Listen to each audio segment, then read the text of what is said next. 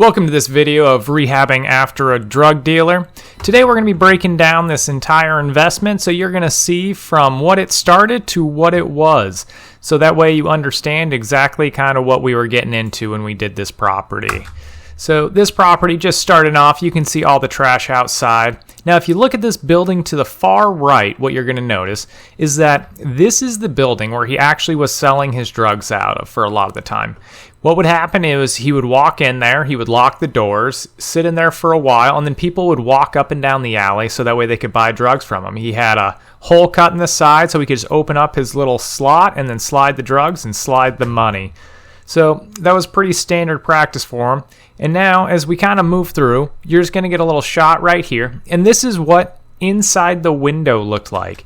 So this will be your first glance really at what you're looking at for this unit. Now when you start looking at the backyard, you can see he has a bathtub over there, a doghouse.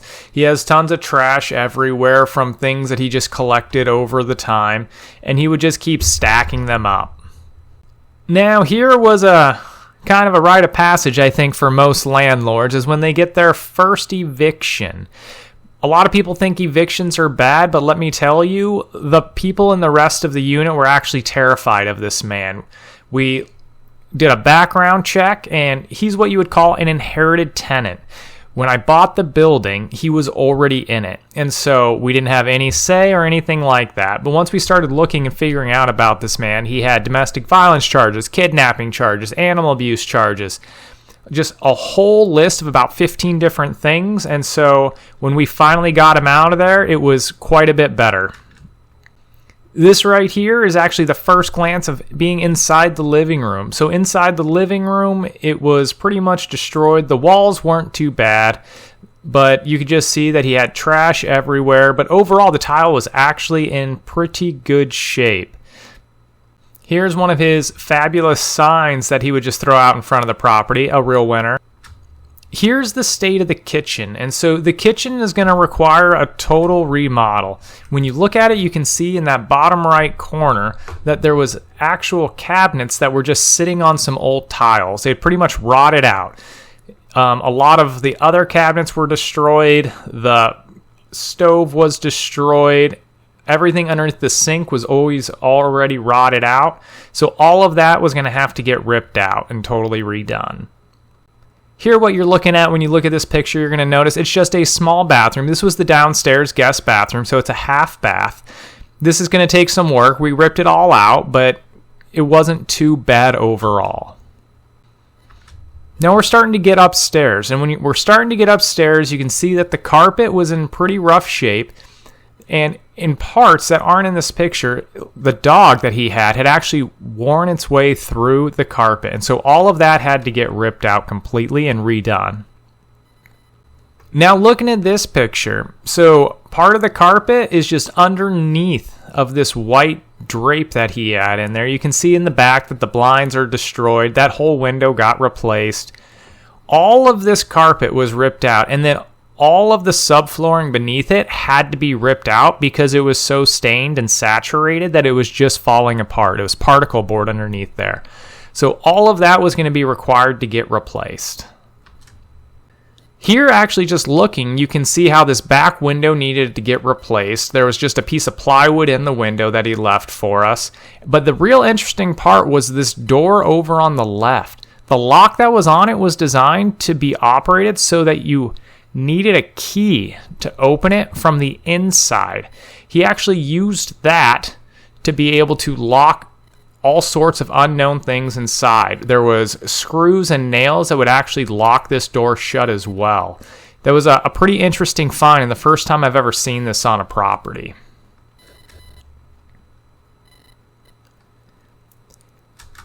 Here was what I'd like to call just the creme de la creme. This was the top-notch portion of the finds so far.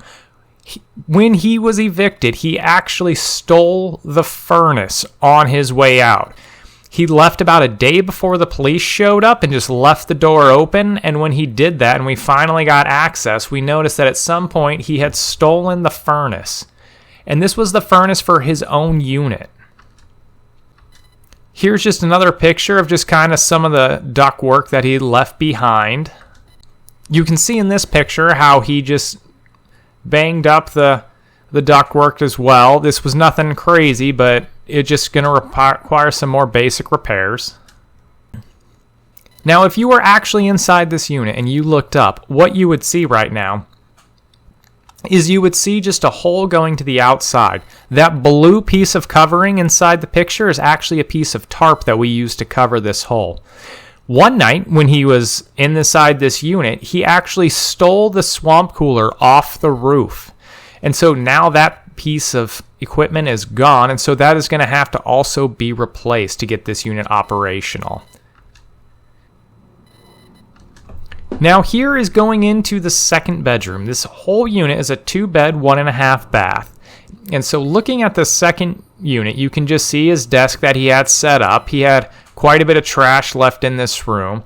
As we were ripping things out, we actually found a lot of needles, a lot of razor blades, and everything just all laid throughout the carpet. What we have here now is where he was actually placing a floor safe. This was a very unexpected find. How this worked was it's inside his closet of where he was staying, and so he would just pull up the carpet and he'd be able to get anything he needed outside of his stash. And we're going to end up this demo review with just a wonderful piece of art that he left for us hanging on the wall. Now that we're in the backyard again, you can see that a majority of the trash has been cleaned out. The big difference is that we got that fence down that was just falling apart, but then we also got rid of the little hut that he was selling all of his drugs out of. Day one, we wanted to make sure that we could get rid of that hut so that way people could see that it was no longer there and it would start being a deterrence for people trying to come and buy some more drugs. To get rid of all this trash and to demo it, it cost about $1,600. As we're going through this, we're just going to keep adding it up and then give you a grand total at the end, so that way you can see how much a full rehab like this can potentially cost. This is an early picture of the turf that we got placed in. They had to use some leveling sand and just a lot of manual labor to get this done. It wasn't all the way finished, not staked at this point, but to get the material and just kind of the leveling sand, it was about $1,800 total. Here's where we did all the fencing, and so to get the fencing going, it cost about $1,180 total. And we just did the fencing on the front and the sides, and just that way it made it look clean and finished when the next tenant would move in. So when I got this building initially, the electrical needed to be upgraded. So did a full panel upgrade on the exterior for the line coming in. And what that did was it got it all cleaned up. The panel was actually falling off a little bit, still with electrical going through it. The line coming out the top was held on by one bracket clip that was already opened. And so we had to get that fixed right away just to try and make a safe working environment and then a safe living environment for the tenants. Doing all of that work, it cost about $4,100. So the next part that we did for the exterior is we had to redo this entire wall of stucco. So it's a 2-story building, and so it cost about $3,900. Used a synthetic stucco, and this was very labor intensive. The other part that we had to have done is all new doors. So the exterior doors got replaced, and then all of the interior doors got replaced. After the amount of damage that he caused to all of them, none of them were salvageable. We were able to save a few frames, but that was about it. To get all the doors replaced, it cost about $4,200. So now looking at this picture, what you can see is that the flooring's installed, the paint and the texture is done. It's starting to look like a livable unit again. And so on the floor, we installed LVP, and to do that, it cost about $2,800 total. Now, to get the paint and texture for this entire unit, it cost about $3,700. But these guys, they work fast and they do high quality work, so everything looks really nice when it's finished, especially for the price that they're charging. So now looking at this picture, what you're going to see is that there's Shaker white cabinets that we just purchased from Home Depot. We got countertops put in, a new sink, a new stove, a fridge, and also a dishwasher. We pretty much had to completely redo this kitchen because we had to tear the entire thing out, and pretty much everything was broken with what he left behind. To do the kitchen for the cabinets and the install, it cost about $4,400. The appliances alone cost $2,400, but they were actually quite a bit higher end appliances. Now to get this little bathroom remodeled down here and then also upstairs, it cost about $1,600. We just carried the floor and just ran it straight from the living room into the bathroom. And then we got a new vanity installed with a new toilet, put in a light fixture, a mirror, a towel rod, and that bathroom was done. Now you're looking at a picture of going up the stairs. You saw the picture coming down the stairs earlier where the carpet was pretty worn out, but now looking back up, you can see what it's like when it's been completely redone. So now you're looking at this carpet to get the entire upstairs and this little section of stairing done. It cost about $1,500. Now you're looking at another room, and if you're looking inside, you're going to see that the windows are looking quite a bit nicer. The blinds are down, they're fixed, and we actually had to replace 2 windows in this unit, so that way we could get them up and going. But doing it while the stucco was getting repaired was very advantageous, so that we could get those windows in there and not have to pay a whole lot extra for stucco damage later.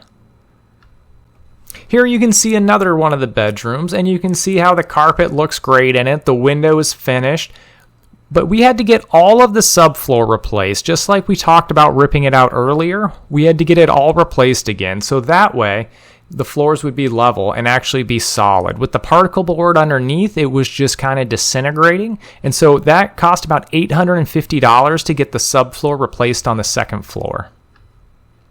Now looking here, what you can see is that we are back to that furnace that he stole. So he stole the furnace, he stole the swamp cooler, he left us the water heater, which was old and outdated. And so what ended up having to happen is the furnace got replaced, a new swamp cooler that was up to code and much more efficient was placed, and then also the swamp cooler on the roof was redone. So to get all of that done, it cost about $7,800 total. Now we're into the bathroom for the upstairs, and looking at this, you can see that the tub we decided to keep, it was going to cost about $700 to replace a new tub, but the tub that was in there was very sturdy. It just needed to be cleaned up, and then it would be in good shape. We did large tiles that we ran vertically. It helped make the room look a little bit taller when you initially looked into it. Then we also replaced the toilet and the vanity off to the side. We put all the other hangings in there so that way it would be ready for a tenant. Overall, this bathroom cost about $1,600 to do. Now, here's just kind of a list of random extras. Anytime you're doing a remodel, you're going to have some items that aren't big ticket items, but all of these items start to really add up. So for me, it cost about $7,500 total of just random extras. And think of that stuff like you buy electrical tape, you buy duct tape, you buy a random fitting that you need, screws, caulking, just a whole lot of different random items that just, as you keep buying them, it just keeps adding up more and more. And so there were things that were probably less than $100, but as you get more and more, they just keep adding up more and more. And so now looking at all this work that was done for the labor, the materials, everything that happened, what you're going to notice is it cost about $52,000. So that's quite a bit of money to try and get a unit completely up and running. But this unit is now renting today for about $1,200 a month. So it's going to take some time to get my money from the repairs back in if you just look at it from a rental aspect. But overall, there's been a lot of appreciation in the area for the building overall. And with this whole building rehabbed, it makes it worth a lot more. And so, yes, I spent $52,000, but between the appreciation and now the monthly rents, this property cash flows really well. So that's it for my video today about kicking out a drug dealer and how I rehabbed his unit. If you have any questions, just put them in the comments below and I'll be happy to get back to you. But just best of luck with your remodels.